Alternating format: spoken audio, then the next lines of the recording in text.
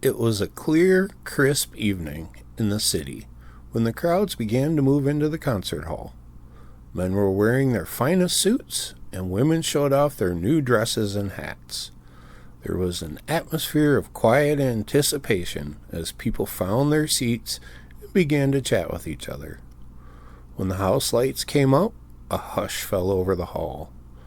The sound of machines spinning up created a low hum.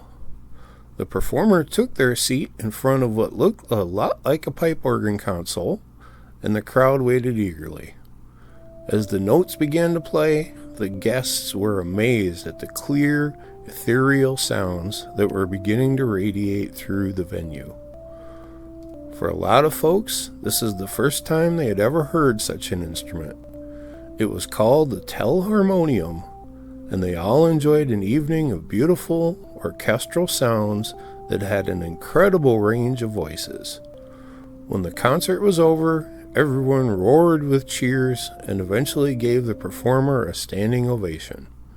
The night had been a resounding success for its creator, Thaddeus Cahill. He beamed proudly from the front row as several people remarked how this was like nothing they had ever heard before. Hi folks, Larry here from Curio Mechanics. In today's video, we'll take a look at a truly amazing feat of engineering and audio machinery. Originally called the Dynaphone, then renamed to be called the Telharmonium, the machine was a complex array of motors, generators, rotors, switching panel, and a large output sound horn. Weighing in at several tons, the mechanism was a truly unique blend of technical wizardry and performance art. Considered by most to be the world's first synthesizer, the design was patented in 1897 by Thaddeus Cahill and was built in a converted textile mill located in Holyoke, Massachusetts. The power requirements were astronomical and required the output of an entire power production station. In its second iteration, it required about 500 kilowatts to power. It was a behemoth and had an appetite to match. Let's take a look at what made the machine go. The basis of the sound production was a series of spinning cast iron rotors with precision teeth ground in that were rotating at specific speeds to emit sine waves at various frequencies. The signals were then put through a battery of mixing terminals to create different voices, then filtered through a myriad of custom-built filtering components. In the center was a large horn-shaped speaker that radiated the music into the room. Here's a cutaway view of one of the rotors. It was very similar to an electric motor with electric windings surrounding a metal core. As power was run through the internal rotor, the electricity turned off and on smoothly in a wave pattern. Each note was mixed with different harmonics to give a rich and clean sound. What made this instrument truly special, though, was what Thaddeus did with the resulting sound. Instead of simply performing for a crowd of listeners, it was actually captured and ran through the existing telephone lines of the time and fed into houses in a subscription service. People could pay to have this music played in their living rooms and parlors in the New York area. Several people had subscribed to the service, and it ran continuously until 1910, when it was sadly discontinued. The real demise of the system laid in the technical difficulties it had to face given the technology of the time. Bell Telephone was the backbone of the delivery system, but the signals they were trying to carry were more prone to excessive distortion and interference, as well as the increased bandwidth required to carry audio. Mr. Cahill kept innovating many new components to help fight these problems, but was never able to totally overcome the challenges posed by the still new and fragile telephone network. Some Bell Telephone customers even complained about being able to hear organ music during their phone calls. Many of the filtering and processing techniques were eventually used by the Hammond Company as they began to build and sell their own organs to the public. Another challenge Thaddeus faced was the massive power consumption.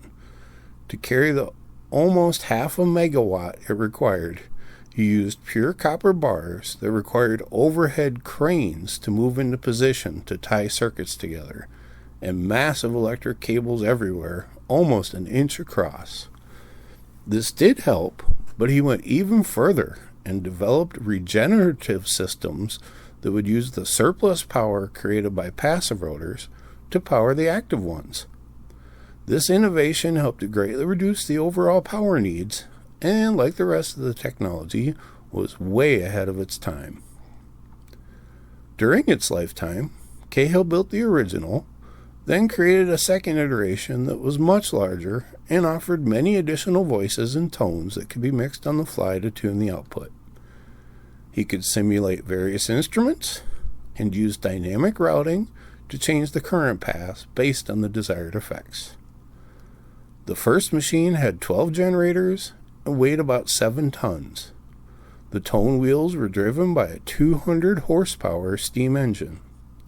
The second version had 145 generators and weighed a little less than 500,000 pounds.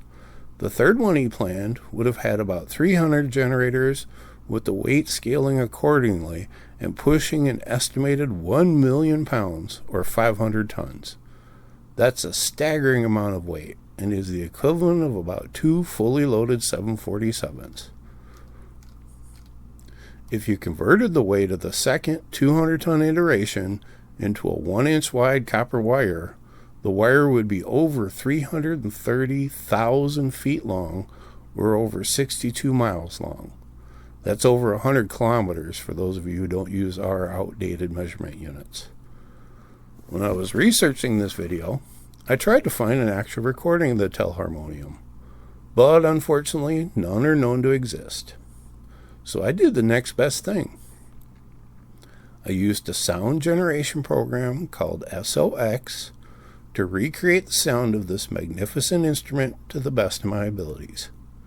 It uses 4 mixed harmonics and doesn't have any of the blending that was refined in the second version to add more distinct instrument sounds. What follows should be a pretty close approximation of the sound of the heart of the machine itself.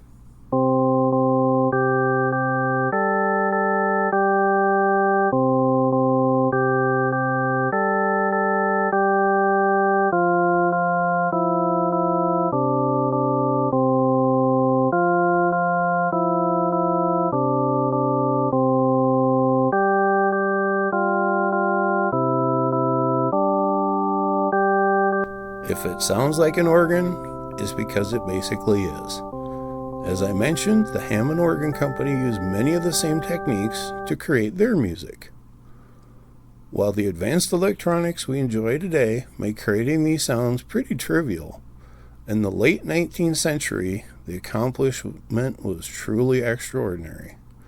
Thaddeus's degree in physics helped him design and build a system that created these notes from analog electrical connections. The spinning rotors and mixing boards shaped each sound to mimic a myriad of possibilities. The use of the Bell telephone system was also the earliest pioneer of a streaming service that I can find. While it's ahead of its time, the technical accomplishment was groundbreaking. To the audiences, it was also breathtaking. When it worked, it offered a new way for people to enjoy music in their home that was both convenient and what would become 100 years later the standard for media consumption.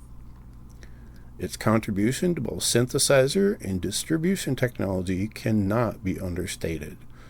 This was a marvel of engineering that really deserves to be appreciated. That's it for now. Thanks for watching another video from Curio Mechanics. If you're new to the channel, please consider subscribing. If you enjoyed the video or learned anything, please consider hitting the like button or sharing it with someone. Until next time, I hope you enjoy your day.